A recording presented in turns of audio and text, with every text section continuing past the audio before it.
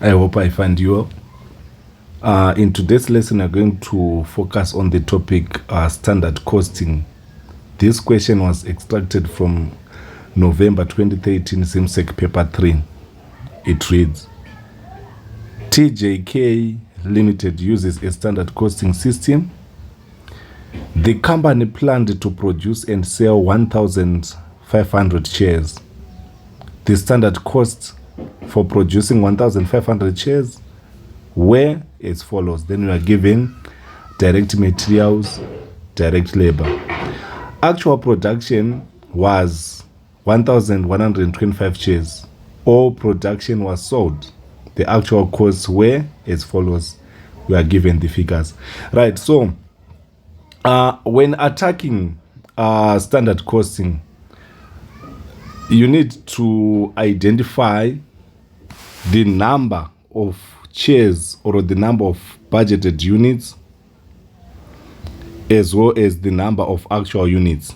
You can notice that there is a difference in terms of the planned production and the actual production. So if you encounter such a question, it means when you want to calculate variances such as material usage or labor efficiency, there is a flexed application or a flexed budget application when calculating the standard quantity as well as the standard hours. I'm going to explain. Right, so here we are given part A of the question. It reads, state 4 advantages of using standard costing system. So the first advantage is standard costing is a planning and controlling tool. Another advantage, you can write that it is a yardstick for performance measurement. Standard costing is a motivational tool if there is worker participation and involvement in the process. Cost consciousness is stimulated. Also, it ensures effective allocation of resources.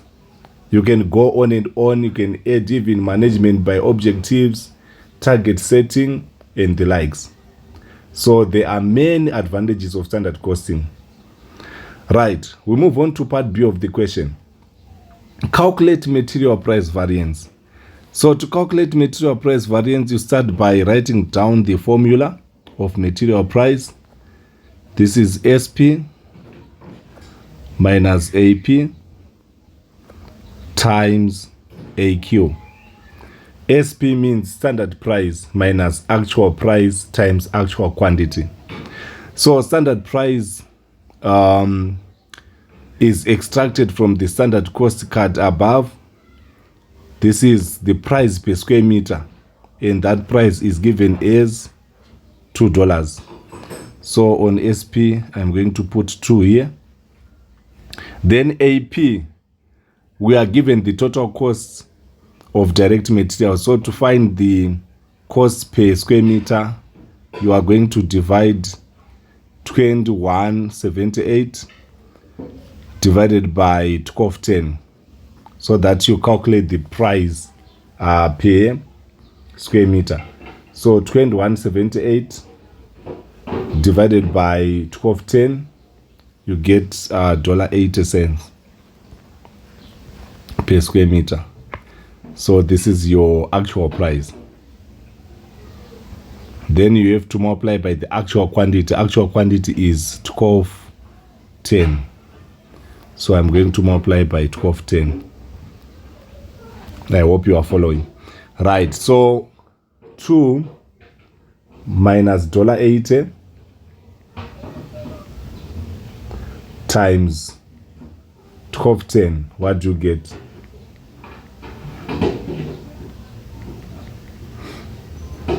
You get 242 favorable. So you write 242, then you put F in front. So remember, for the presentation of answers, if it is very unfavorable, you put A, which means adverse. If it is favorable, you put F, which means favorable. All right, then we move on to item 2. Calculate material usage variance. The formula for material usage is SQ minus AQ times SP. So like what I was saying earlier on, you cannot compare 1.4 with 1210. Why? Because 1.4 was meant for 1,500 shares and 1210 is meant for 1,125. So there's no way you can compare 1.4 with 1210. So it means if you're saying 1.4 minus 1210 times $2, you will be marked wrong. Why? Because you have compared 1.4, which was meant for 1.5 shares, against 1210, which is meant for 1125 shares, and this is wrong. So you need to flex the standard cost sheet so that it matches with the actual production. So what you are going to do here is you calculate what you call SQ per unit. SQ per unit first, right? Then SQ per unit is going to be multiplied by actual units produced to get a flexed standard quantity. So standard quantity is equals to SQ per unit times actual units. I hope you are following class. Right, so how do you calculate SQ per unit? You divide the number of square meters, which is 1.4 square meters from the standard cost sheet card, divided by 1,500 chairs which were planned to be produced. Then you multiply with the actual production, which is 1125. So 1.4 divided by 1.5 times 1125, you get 1050 square meters. So 1050 is representing the SQ. So you are now saying 1050 minus actual quantity of 1210 times standard price per square meter, which is 2. So you get 1050 minus 1210 times 2, which gives you negative 320. So since it is negative, you are going to write 320, then you put A in front, which means adverse. Then we move on to item 3. Item 3 is requiring you to calculate the total material cost variance. So we've got two methods. The first method is you add the price variance together with the usage. So you are saying price variance plus usage variance. You get the total material cost variance.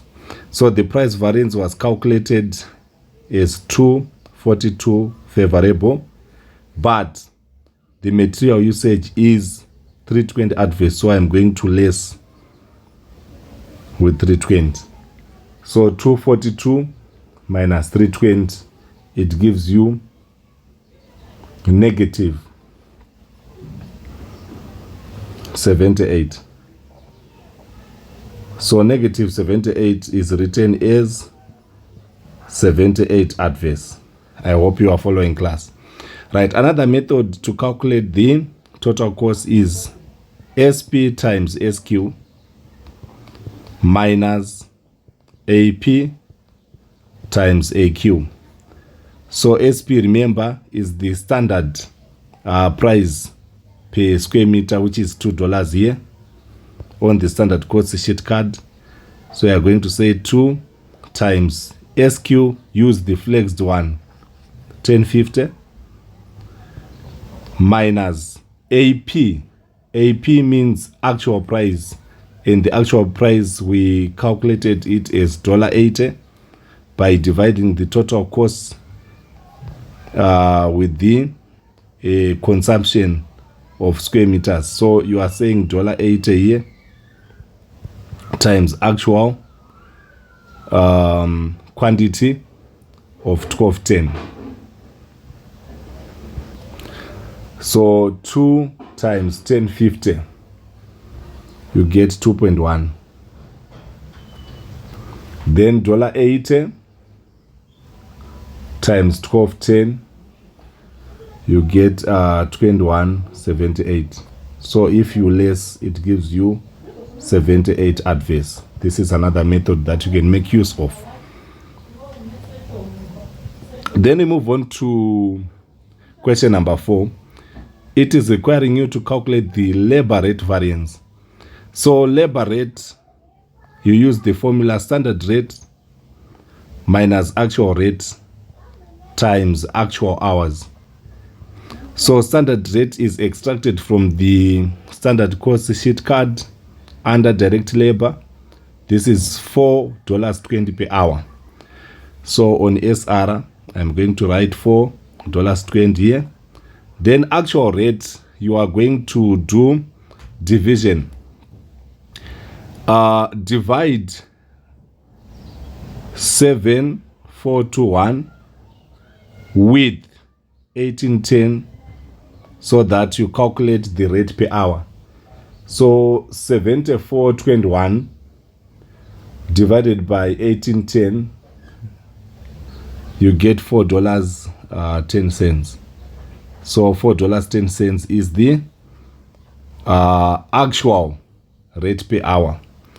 So I'm going to insert 4.10 here. Then you multiply with the actual hours. Actual hours is 1810.